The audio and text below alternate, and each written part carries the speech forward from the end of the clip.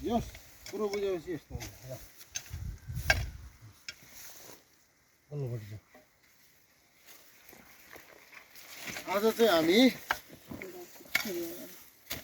हाम्रो केरा बगानमा केराहरूमा गोबराको औषधि लगाउँदैछौँ।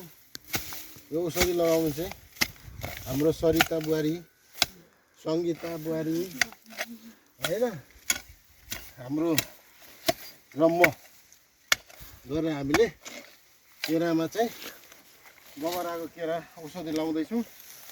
र हामीले यो बगान अस्ति भर्खर बोडेको थियौँ र बोडेर फेरि झार आइसकेछ। अब यसलाई पनि हामी फेरि बिस्तारै गोबराको औषधि लगाइसकेपछि हामी गोड्छौँ अलिकति समय राखेर। यसको बिरुवाहरू पनि फेरि अस्ति भर्खर यो बेर्नाहरू यसलाई